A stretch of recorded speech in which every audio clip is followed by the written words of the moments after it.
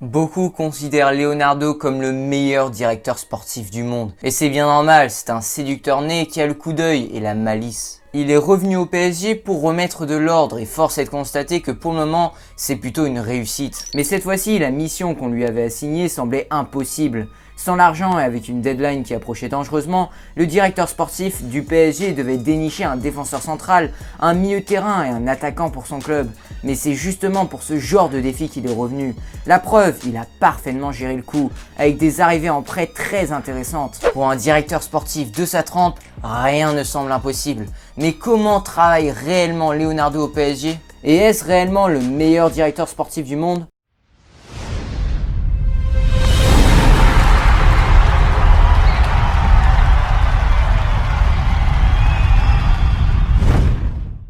Avant de commencer les gars, n'oubliez pas de vous abonner et de cliquer sur la cloche de notification pour ne rater aucune de mes prochaines vidéos. Leonardo, il a plus d'un tour dans son sac. La preuve, le 11 septembre, c'est seulement 24 heures après l'apparition de son nom dans la presse qu'Alessandro Florenzi débarquait dans la capitale en prêt avec option d'achat.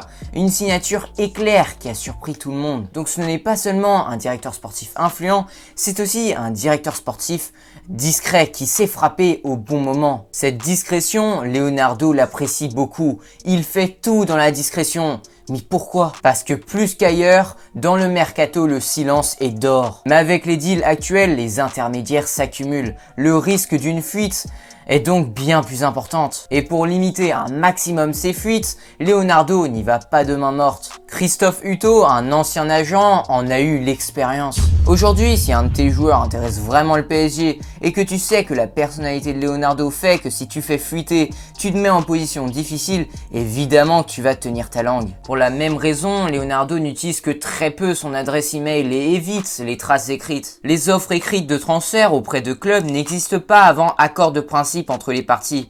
Elles sont seulement orales ou griffonnées sur un bout de papier qu'il conserve ensuite, ce qui limite les fuites. Dans son approche, Leonardo diffère également de par sa façon de travailler avec les agents. Il n'est lié réellement à aucun d'entre eux. Ce n'est donc pas un homme de réseau, bien plus un homme d'opportunité. S'il veut faire venir un joueur, il contactera son représentant directement au lieu d'aller piocher dans son entourage comme aurait pu le faire son prédécesseur Antero Henrique. De l'autre côté, tous les agents peuvent donc le contacter s'ils souhaitent traiter avec le PSG et Léo leur répondra la plupart du temps. Si ce n'est pas Leonardo en personne, cela sera peut-être son adjoint Angelo Castellazzi, certainement le seul auquel le Brésilien fait confiance quoi qu'il arrive.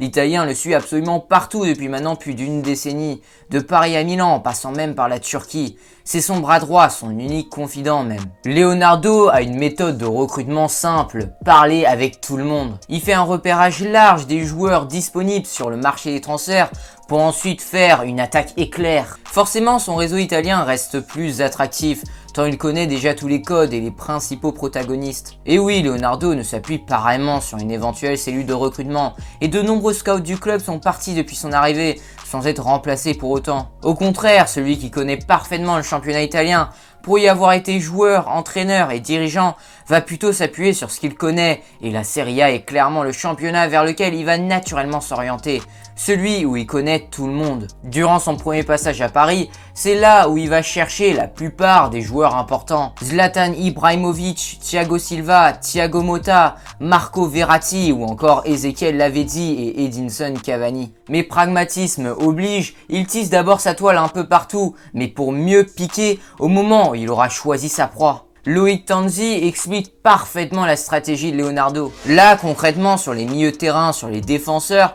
il doit échanger avec 10-15 personnes pour 10-15 joueurs différents. Mais depuis 2-3 mois, ça avance pas vraiment. Ça traîne, ça discute, il y a des rendez-vous, des coups de téléphone. À un moment, il va clairement se positionner sur un mec. Mais comme il aura noué une vraie relation en amont avec l'agent, ça ira beaucoup plus vite. Quand il aura décidé d'attaquer, il connaîtra les conditions auxquelles c'est possible de faire le joueur.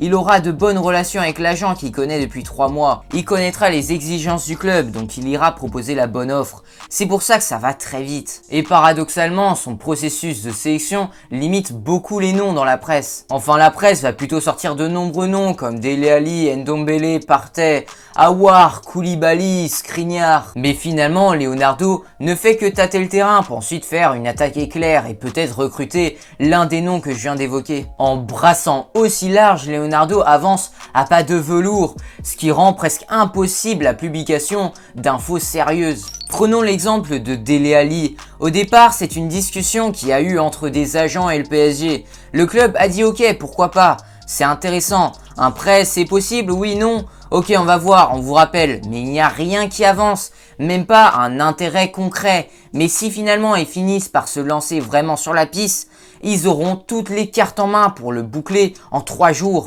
Une méthode discrète qui devrait rassurer les supporters parisiens qui regardent ma vidéo. Si vous ne voyez aucun nom sortir dans la presse ou si vous en voyez plein mais il n'y a pas vraiment d'infos sérieuses, c'est normal, ça fait partie de la stratégie de Leonardo. En parallèle, il prépare probablement quelque chose dans l'ombre. Avec les moyens du bord, limités évidemment, mais avec une façon de faire qui a fait ses preuves à maintes reprises. La preuve avec l'année dernière une fin de mercato exceptionnelle avec l'arrivée d'Icardi suivi de Keylor Navas. Et cette année, pareil, il s'est débrouillé comme un chef. Donc je pense en effet qu'il fait partie des meilleurs directeurs sportifs qu'il existe dans le monde. La direction du PSG ne se rend pas assez compte de la chance qu'il a d'avoir un directeur sportif aussi performant et pourrait bien faire l'erreur de garder Tourelle et de virer Leonardo si cette saison se passait mal. Ce serait catastrophique. Et voilà les gars, j'espère que cette vidéo vous aura plu. Si vous voulez savoir quelles sont les futures destinations possibles de Mbappé qui devrait probablement partir en 2021, cliquez sur la vidéo qui vient de s'afficher à l'écran. Sur ce, je vous dis à la prochaine pour une nouvelle analyse palpitante. D'ici là, prenez soin de vous les gars. Ciao les footeux.